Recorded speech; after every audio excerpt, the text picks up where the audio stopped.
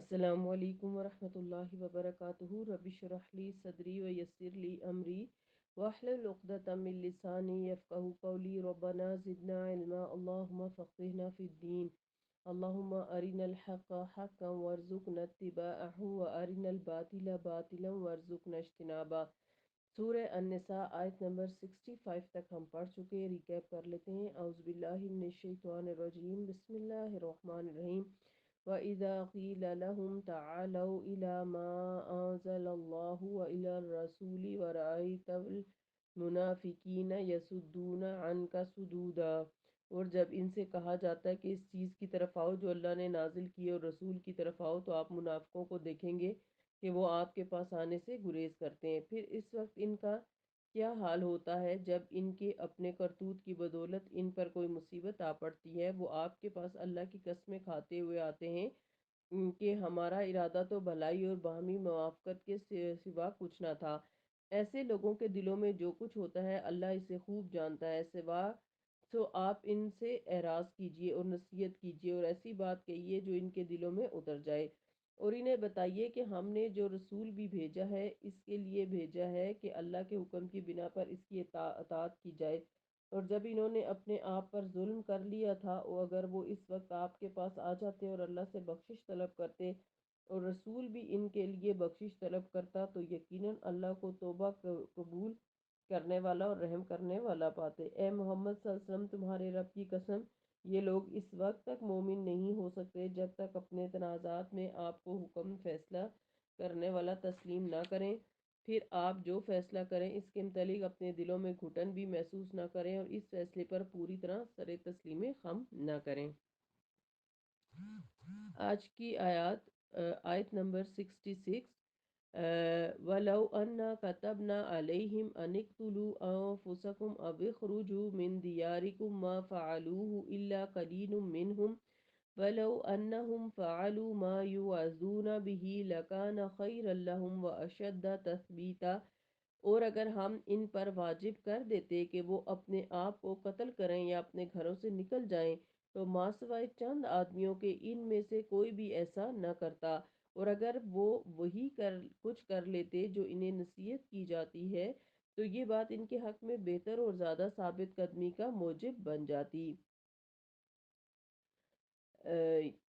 یعنی ایسے منافقین جو رسول اللہ صلی اللہ علیہ وسلم کے فیصلے کو قبول کرنے پر آمادہ نہیں، اگر ہم کسی وجہ سے ان پر قتل واجب کر دیتے جیسا کہ بچڑا پوجنے والوں پر واجب کیا گیا تھا، تو یہاں مدینہ سے کسی اور جگہ نقل مکانی یا ہجرت کرنے کے لیے کہتے، تو اس قسم کی قربانیاں یہ لوگ کیسے بجا لا سکتے تھے؟ اور اگر یہ لوگ اللہ اور اس کے رسول صلی اللہ علیہ وسلم کے احکامات کے سامنے سر تسلیم خم کر دیتے تو ان کی منزل مقصود قریب تر ہو جاتی اور یہ بہرحال فائدے میں رہتے، یہاں دنیا میں بھی باوقار زندگی نصیب ہوتی اور آخرت میں بھی بڑے اجر کے مستحق ہوتے۔ وَإِذًا لَآتَيْنَاهُم مِّن لَّدُنَّا أَجْرًا عَظِيمًا، اندری صورت یعنی صورت میں ہم انہیں اپنے ہاں سے بہت بڑا اجر دیتے۔ وَلَهَدَيْنَاهُمْ صِرَاطًا مُسْتَقِيمًا، اور انہیں سیدھی راہ پر چلاتے۔ تو جو لوگ اللہ کے دین میں ثابت قدمی اختیار کریں، اللہ تعالیٰ انہیں کیا عطا کرتے ہیں؟ یعنی انہیں اجر عظیم عطا کیا جاتا ہے اور انہیں ہدایت کا راستہ دکھایا جاتا ہے۔ تو جو لوگ بھی نیکی کو اختیار کرتے ہیں، اللہ کی فرما برداری کو اختیار کرتے ہیں، رسول اللہ صلی اللہ علیہ وسلم کی اطاعت کرتے ہیں، ان پر اللہ تعالیٰ کا خاص کرم ہوتا ہے کہ اللہ انہیں باقاعدہ سیدھے راستے پر چلنے میں مدد دیتے ہیں۔ آیت نمبر 69۔ وَمَن يُطِعِ اللَّهَ وَالرَّسُولَ فَأُولَٰئِكَ مَعَ الَّذِينَ أَنْعَمَ اللَّهُ عَلَيْهِم مِّنَ النَّبِيِّينَ وَالصِّدِّيقِينَ وَالشُّهَدَاءِ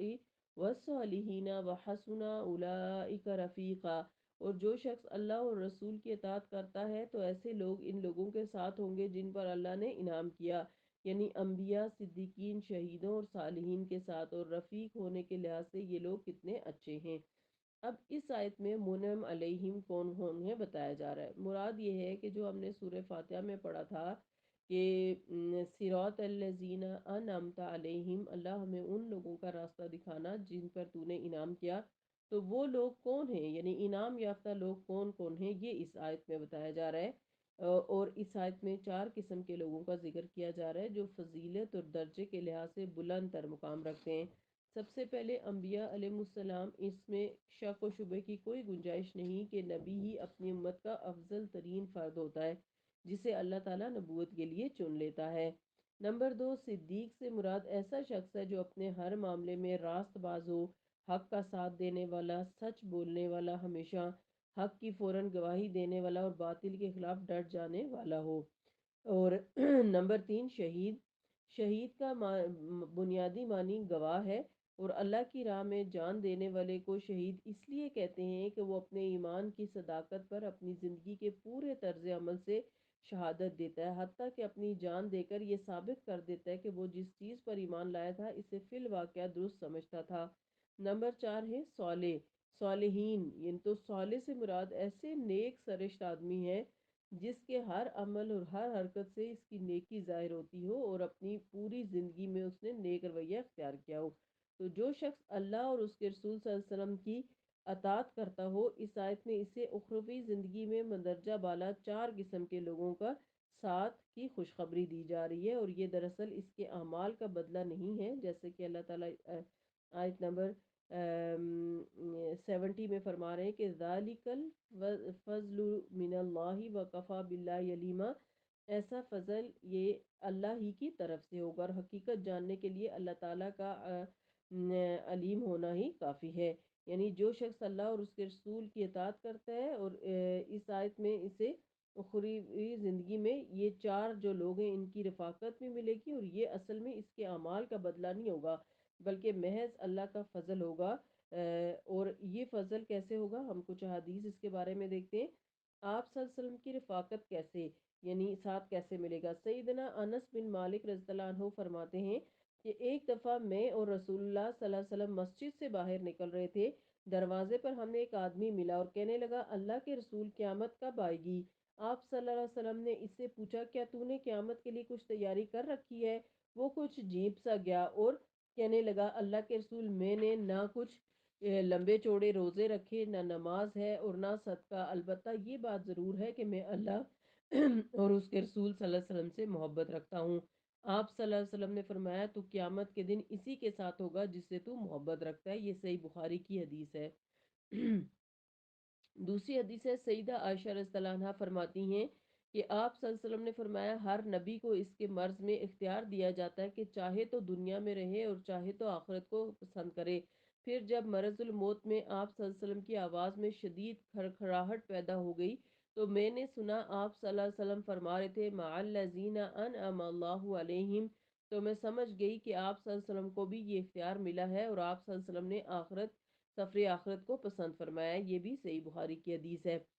صحیح مسلم کی حدیث ہے، سیدنا ربیہ بن قعب اسلمی رضی اللہ عنہ کہتے ہیں کہ میں رات کو رسول اللہ صلی اللہ علیہ وسلم کے پاس رہا کرتا اور آپ کے صلی اللہ علیہ وسلم کے پاس وضو اور حاجت کا پانی لایا کرتا۔ ایک دفعہ میں آپ صلی اللہ علیہ وسلم کو وضو کروا رہا تھا تو آپ صلی اللہ علیہ وسلم نے خوش ہو کر فرمایا، مانگ، کیا مانگتا ہے؟ میں نے کہا، میں جنت میں آپ صلی اللہ علیہ وسلم کی رفاقت چاہتا ہوں۔ آپ صلی اللہ علیہ وسلم نے فرمایا، اس کے علاوہ کوئی اور بات بتاؤ۔ میں نے کہا، میں تو یہی چیز مانگتا ہوں۔ آپ صلی اللہ علیہ وسلم نے فرمایا، اچھا تو پھر کثرت سجود، یعنی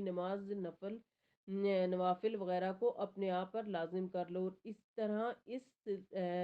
ام، سلسلے میں میری مدد کرو، کیونکہ سجدہ ہی وہ عبادت ہے جس میں بندے کو اللہ سے نہایت قرب حاصل ہوتا ہے۔ آیت نمبر 71، یا ایوہ الذین آمنوا خذوا حذرکم فانفروا ثبات او انفروا جمیعا، اے ایمان والو، اپنے بچاؤ کا سامان ہر وقت اپنے پاس رکھو، پھر خواہ الگ الگ دستوں کی شکل میں کوچ کرو یا سب اکٹھے مل کر کرو۔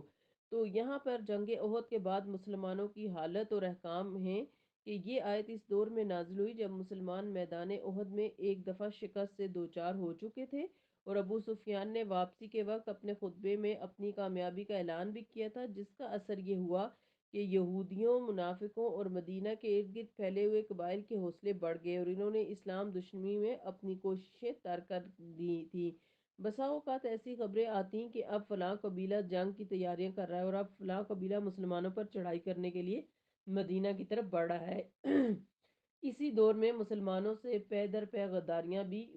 کی گئیں۔ ان کے مبلغین کو فریب سے دعوت دی جاتی اور قتل کر دیا جاتا۔ مدینہ کی حدود سے باہر مسلمانوں کا جان و مال محفوظ نہ تھا اور مدینے میں ہر وقت خوف و ہراس کی کیفیت طاری رہتی۔ تو ان حالات میں اللہ تعالیٰ نے مسلمانوں کو ہدایت فرمائی کہ ایک تو ہر وقت محتاط اور چاق و چوبند رہو اور اپنے ہتھیار اپنے پاس رکھا کرو۔ دوسرے اکا دکا سفر نہ کیا کرو، بلکہ جب کسی سفر پر نکلنا ہو تو دستوں کی ہمراہی میں یا سب اکٹھے مل کر نکلا کرو۔ آیت نمبر 72، من وَإِنَّ مِنْكُمْ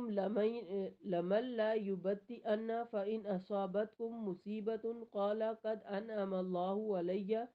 اِذْ لَمْ أَكُنْ مَعَهُمْ شَهِيدًا۔ تم میں سے کوئی ایسا بھی ہے جو دیدہ دانستہ پیچھے رہ جاتا ہے، پھر اگر تمہیں کوئی مصیبت پہنچ جائے تو کہتا ہے مجھ پر تو اللہ نے بہت احسان کیا کہ میں ان میں موجود نہ تھا، یعنی شکر ہے کہ میں ان کے ساتھ نہیں گیا۔ یہ خطاب منافقوں کے لیے ہے اور جنگ کے دوران میں ان کے کردار کا ذکر کیا گیا ہے، یعنی ان میں سے کچھ لوگ ایسے ہیں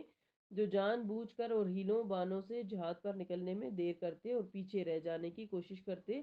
پھر اگر اس سفر جہاد میں مسلمانوں کو کچھ تکلیف پہنچے تو بڑے خوش ہوتے اور کہتے کہ اللہ کا شکر ہے میں پیچھے رہ گیا، ورنہ مجھے بھی وہی دکھ اٹھانا پڑتا جو دوسرے مسلمانوں کو اٹھانا پڑا۔ آیت نمبر 73، وَلَئِنْ أَصَابَكُمْ فَضْلٌ مِّنَ اللَّهِ لَيَقُولَنَّ كَأَن لَّمْ تَكُن بَيْنَكُمْ وَبَيْنَهُ مَوَدَّةٌ یا لیتنی كنت معه أفوز فوزا عظیما۔ اور اگر تم پر اللہ کا فضل ہو جائے، یعنی جنگ جیت جاؤ، تو یوں بات کرتا ہے جیسے تمہارے اور اس کے درمیان کوئی دوستی کا رشتہ تھا ہی نہیں، اور کہتا ہے کاش میں بھی ان کے ساتھ ہوتا تو کتنی بڑی کامیابی سے ہمکنار ہو جاتا۔ اگر مسلمانوں کو فتح اور خوشی نصیب ہو اور غنیمت کا مال ہاتھ لگے تو حسرت سے کہتے ہیں یہ منافقین کہ اگر ہم بھی ان میں شامل ہوتے تو ہمارا بھی کام بن جاتا۔ بیسیکلی انہیں دین اسلام یا جہاد سے کوئی غرض نہیں تھی، بلکہ انہیں مال غنیمت سے یعنی دنیا سے زیادہ غرض تھی، اور یہ جملہ وہ اس انداز سے ادا کرتے جیسے پہلے ان کا مسلمانوں سے ہرگز کوئی تعلق ہی نہ تھا۔ ان دونوں صورتوں میں انہیں محض دنیاوی تکلیف اور دنیاوی مفادات کا ہی احساس ہوتا ہے، اخروی زندگی یا رضائے الہی سے انہیں بھی کوئی غرض کبھی بھی کوئی غرض نہیں ہوتی، اور یہی ان کے منافق ہونے اور اللہ اور آخرت پر ایمان نہ رکھنے کی دلیل ہے۔ فَيُقَاتِلْ فِي سَبِيلِ اللَّهِ الَّذِينَ يَشْرُونَ الْحَيَاةَ الدُّنْيَا بِالْآخِرَةِ وَمَنْ يُقَاتِلْ فِي سَبِيلِ اللَّهِ فَيُقْتَلْ أَوْ يَغْلِبْ فَسَوْفَ نُؤْتِيهِ أَجْرًا عَظِيمًا۔ لہٰذا جن لوگوں نے آخرت کے عوض دنیا کی زندگی کو بیچ دیا، انہیں اللہ کی راہ میں لڑنا چاہیے، اور جو شخص اللہ کی راہ میں لڑتا ہے پھر خواہ وہ شہید ہو جائے یا غالب آ جائے، جلد ہی دونوں صورتوں میں ہم اسے بڑا اجر عطا فرمائیں گے۔ اس آیت میں مسلمانوں کو محض اللہ کی رضا اور اسلام کی سربلندی کی خاطر لڑنے کی ترغیب دی جا رہی ہے، اور بتایا گیا ہے کہ مسلمان خواہ لڑائی میں شہید ہو جائے یا بچ کر گھر واپس آ جائے، اسے دونوں صورتوں میں فائدہ ہی فائدہ ہے۔ اس آیت کی تفسیر میں درج ذیل حدیث ہیں کہ جہاد کی ترغیب جن میں دی جا رہی ہے اور اہمیت اور فوائد بتائے جا رہے ہیں۔ سیدنا ابو موسیٰ اشعری رضی اللہ عنہ سے روایت ہے کہ ایک شخص رسول اللہ صلی اللہ علیہ وسلم کے پاس آیا اور کہنے لگا کوئی شخص مال غنیمت کے لیے لڑتا ہے، کوئی شہرت اور ناموری کے لیے، اور کوئی اپنی بہادری دکھانے کے لیے لڑتا ہے۔ ایک اور روایت میں ہے کہ آدمی نے پوچھا کوئی غصہ اور قومی حمیت کی وجہ سے لڑتا ہے، ان میں سے کون اللہ کی راہ میں لڑتا ہے؟ آپ صلی اللہ علیہ وسلم نے فرمایا اللہ کی راہ میں لڑنے والا صرف وہ ہے جس کا مقصد یہ ہو کہ اسے اللہ کا کلمہ بلند کرنا ہے۔ یہ صحیح بخاری کی حدیث ہے۔ اس حدیث سے کیا پتہ چلتا ہے کہ اللہ کی راہ میں لڑنے کے لیے صرف جس کی نیت اللہ کے دین کی سربلندی ہوگی وہ اللہ کی راہ میں ہے، باقی تو اپنے اپنے مقاصد کے لیے لڑیں۔ دوسری حدیث ہے، سیدنا ابو ہریرہ رضی اللہ عنہ کہتے ہیں کہ آپ صلی اللہ علیہ وسلم نے فرمایا جو شخص اس حال میں مرے کہ نہ اس نے اللہ کے راستے میں جنگ کی اور نہ ہی کبھی اس کے دل میں اس کا خیال گزرا ہو تو اس کی موت نفاق کی ایک شاخ پر ہوگی۔ سیدنا ابو سعید خدری رضی اللہ عنہ کہتے ہیں فرماتے ہیں کہ آپ صلی اللہ علیہ وسلم سے پوچھا گیا لوگوں میں افضل کون ہے؟ فرمایا جو مومن اللہ کی راہ میں اپنی جان اور مال سے جہاد کرے۔ سیدنا ابو ہریرہ رضی اللہ عنہ کہتے ہیں کہ آپ صلی اللہ علیہ وسلم نے فرمایا اگر میری امت پر یہ بات گراں بار نہ ہوتی تو میں کسی لشکر سے پیچھے نہ رہتا، لیکن میرے پاس اتنی سواریاں نہیں کہ میں انہیں دے سکوں، اور نہ اتنے وسائل ہیں کہ میں وہ سواریاں خرید کر انہیں مہیا کر سکوں، اور یہ بات بھی مجھ پر گراں بار ہے کہ وہ میرے سے پیچھے رہ جائیں، اور میں تو یہ چاہتا ہوں کہ اللہ کی راہ میں لڑائی کروں اور مارا جاؤں پھر زندہ کیا جاؤں، پھر مارا جاؤں اور پھر زندہ کیا جاؤں۔ یہ صحیح بخاری کی حدیث ہے۔ سیدنا ابو ہریرہ رضی اللہ عنہ کہتے ہیں کہ آپ صلی اللہ علیہ وسلم نے فرمایا، جنت میں 100 درجے ہیں جنہیں اللہ تعالیٰ نے بلندی درجات کے حساب سے مجاہدین فی سبیل اللہ کے لیے تیار کیا ہے، اور ہر درجے میں زمین و آسمان کے درمیان جتنا فاصلہ ہے۔ صحیح بخاری کی حدیث ہے۔ آپ صلی اللہ علیہ وسلم نے فرمایا، صحیح بخاری کی حدیث ہے، جس بندے کے قدم اللہ کی راہ میں غبار آلود ہوں تو یہ نہیں ہو سکتا کہ پھر اسے آگ چھوئے۔ یہ اور پھر صحیح بخاری کی حدیث ہے کہ آپ صلی اللہ علیہ وسلم نے فرمایا کہ خوب جان لو جنت تلواروں کے سائے تلے ہے۔ صحیح بخاری کی حدیث ہے، آپ صلی اللہ علیہ وسلم نے فرمایا، اللہ کی راہ میں ایک صبح یا ایک شام نکلنا دنیا و ما فیہا سے بہتر ہے۔ سیدنا ابو ہریرہ رضی اللہ عنہ کہتے ہیں کہ آپ صلی اللہ علیہ وسلم نے فرمایا، اللہ تعالیٰ اس بات کا ضامن ہے کہ جو شخص خالصتاً اللہ کی راہ میں جہاد کرنے کی نیت سے اپنے گھر سے نکلے اور اللہ کے ارشادات کا اسے یقین ہو تو اللہ اسے یا تو شہادت کا درجہ دے کر جنت میں داخل کرے گا، یا ثواب اور مال غنیمت دلا کر بخیر و عافیت اسے اس کے گھر لوٹائے گا۔ یہ بھی صحیح بخاری کی حدیث ہے۔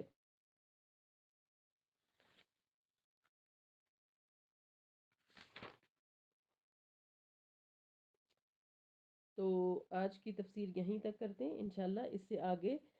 ہم کل دیکھیں گے کہ مزید جہاد کے بارے میں اللہ تعالیٰ کے کیا احکامات ہیں۔ ہمیں ان آیات میں جو ہے وہ ایک تو منافقین کا کردار بتایا گیا کہ اگر انہیں اللہ تعالیٰ کی طرف سے جہاد کا یا ہجرت کا حکم آئے تو وہ ہرگز بھی اس کو پورا نہیں کریں گے، لیکن اگر وہ ایسا کرتے اور جو مسلمان بھی اللہ اور رسول کی اطاعت کرتے ہیں، اللہ تعالیٰ انہیں تثبیت قلب اور سیدھے راستے کی ہدایت دیتا ہے، اور پھر ان کو انبیاء، صدیقین، شہداء اور صالحین میں شامل کرتا ہے، یعنی خوبصورت رفاقت اللہ تعالیٰ انہیں اپنے فضل سے عطا کرتا ہے۔ پھر اگلی آیات میں ہم نے یہ پڑھا کہ ایمان والے جو ہیں انہیں ہر وقت چوکنا رہنا چاہیے اور اسلحہ ساتھ لیے رہنا چاہیے تاکہ کوئی انہیں نقصان نہ پہنچا سکے۔